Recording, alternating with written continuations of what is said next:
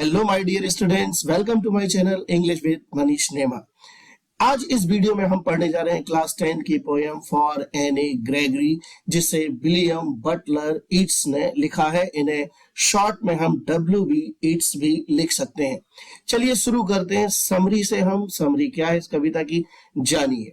चलिए शुरू करते हैं समरी ऑफ द पोएम से। यह पोएम एक वार्तालाप है एक यंग मैन और एक यंग गर्ल के बीच। यंग मैन मतलब पोएट WB येट्स और यंग गर्ल एनी ग्रेगरी के बीच में, और दोनों वार्तालाप करते हैं। फिर दोनों एक दूसरे को तर्क प्रस्तुत करते हैं। देखते हैं इस कविता में कवि ने क्या बताया है।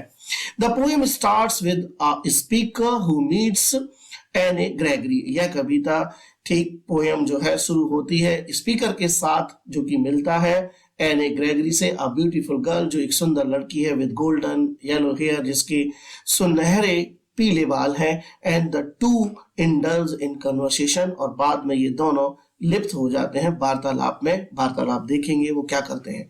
द स्पीकर से, सबसे पहले स्पीकर कहता है कि हर ब्यूटीफुल हनी कलर्ड हेयर, उसके जो सुंदर शहद जैसे बाल हैं, can make any man fall in love. ठीक इनको देख करके कोई भी इंसान उसके प्रेम में पड़ सकता है। The love is not for any, वो कहता है ये जो लव होगा वो एनी यानी तुम्हारे लिए नहीं होगा, but for her beautiful features, वो तुम्हारे सिर्फ बाहरी सुंदरता, जो तुम्हारे सुंदर फीचर्स हैं, तुम्हारे जो सुंदर नाक नक्श हैं, रंग रूप है, उसके लिए होगा। एनी रिप्लाइज, अब एनी रिप्लाइज देती हैं वाई सेइंग दैट, ये कहकर कि what is visible from outside is superficial and unimportant.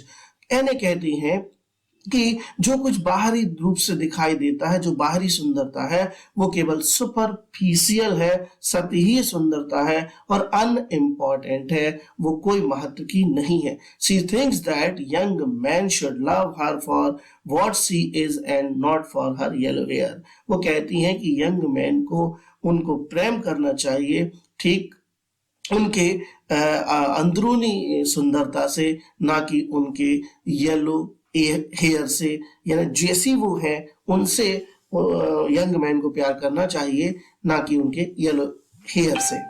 The speaker feels that humans do not have the depth and understanding to look into inner qualities of a person.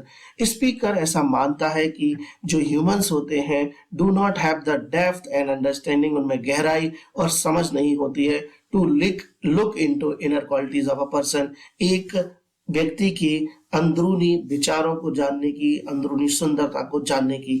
They are carried away by the glitter of the outer beauty, और वे ठीक लेते हैं या वे सिर्फ संबंध रखते हैं bye the glitter of the outer beauty, बाहरी सुंदरता की चमक से।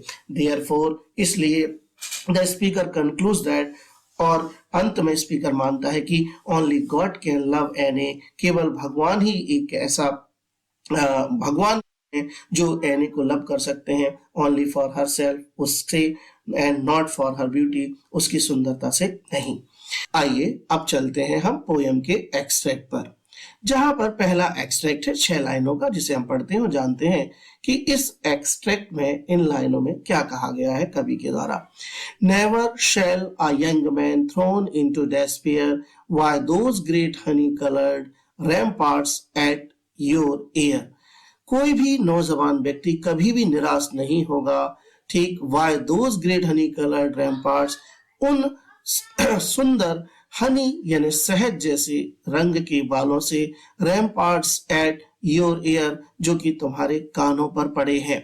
Love you for yourself alone and not your yellow hair, वह तुम्हें केवल तुम्हारे लिए प्यार करेगा और तुम्हारे पीले बालों को नहीं। यहाँ पर डेस्पेयर का मतलब है सैडनेस, और रैम्पार्ट्स का मतलब होता है the high wide walls around a castle और fort, for example the ramparts of the Red Fort. यहाँ पर बड़ी दीवारें जो महल और किलों के चारों ओर होती है, उनको रैम्पार्ट्स कहते हैं। ये है दूसरा अंतरा। यहाँ पर दूसरे एक्सट्रैक्ट में, दूसरे स्टेंजा में कविता के कवि क्या कहता है।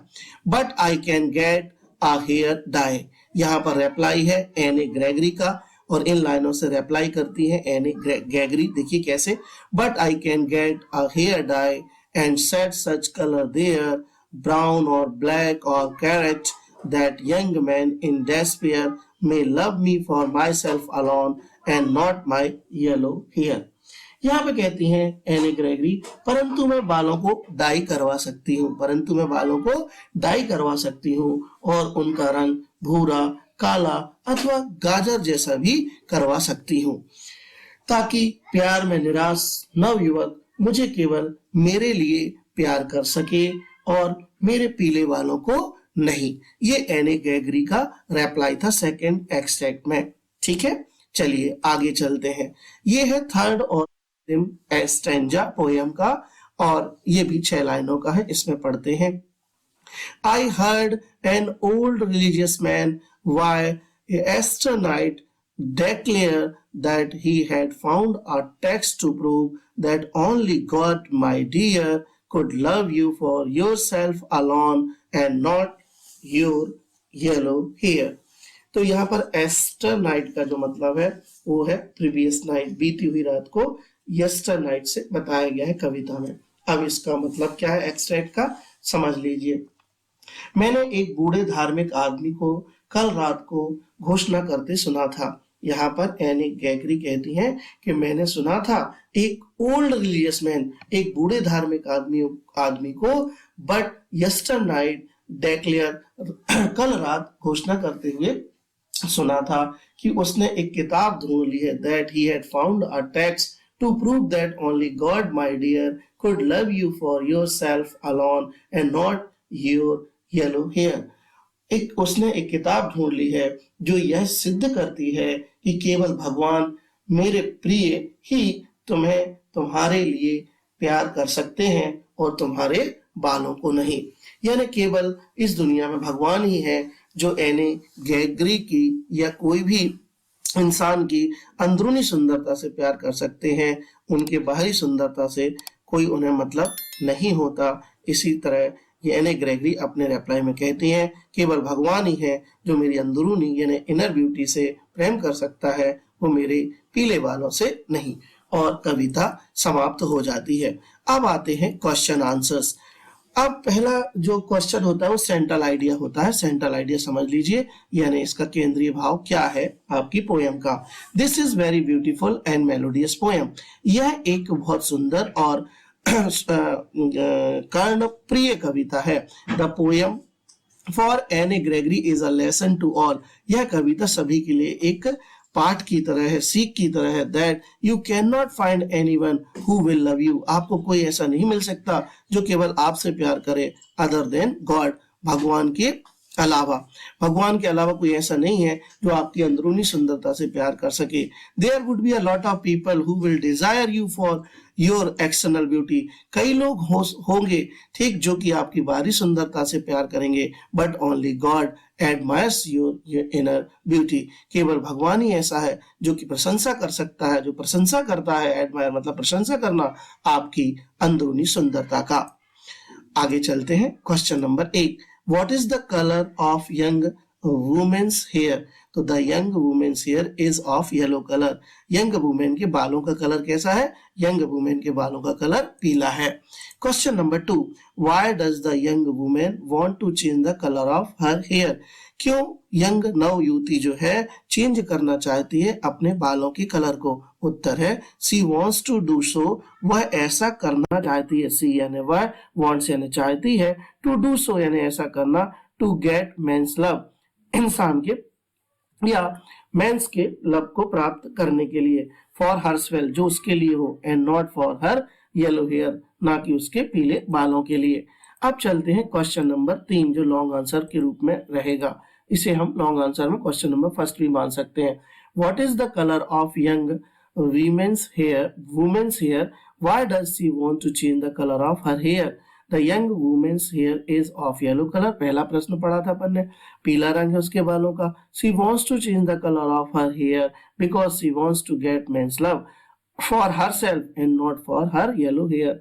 तो वह बदलना चाहती है अपने हेयर का कलर क्योंकि वह चाहती है कि इंसान उससे प्यार करे ना कि उसके पीले बालों से। और यह रहा अगला प्रश्न, what does the poet mean by those great honey colored ramparts at your ear. तो ramparts here refers to the lock of Annie's beautiful yellow hair.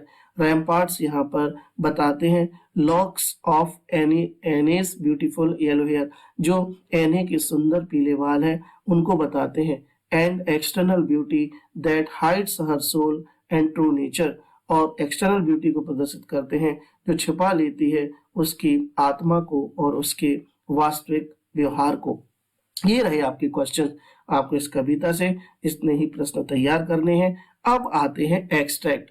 Extract ये परीक्षा में इंपॉर्टेंट है जो मैंने लगाया. ये पहला एक्सट्रैक्ट है. Never shall a young man thrown into despair by those great honey colored ramparts at your ear. Name the poem and the poet. The poem is for Anne Gregory and the poet is W.B. Yeats. Who speaks these lines and to whom? ये किसको कही गई है line और कौन कहता है? A young man to Anne Gregory. यहाँ पर young man कह रहा है Anne Gregory से. What is her hair compared with? Her hair is compared with honey. उसके बालों की तुलना शहद से की गई है. What is the honey colored ramparts? Anne's yellow hair is the honey colored ramparts. एने के जो पीले बाल हैं वही है honey colored rampart. ये दूसरा एक्सट्रैक्ट है, उसके ये प्रश्न है. इन्हें आप पढ़ लीजिएगा और स्क्रीनशॉट लेकर लिख लीजिएगा. और ऐसे ही वीडियो देखने के लिए मेरे चैनल को सब्सक्राइब करें. अगर वीडियो पसंद आया हो तो आप इसे लाइक भी करें. धन्यवाद.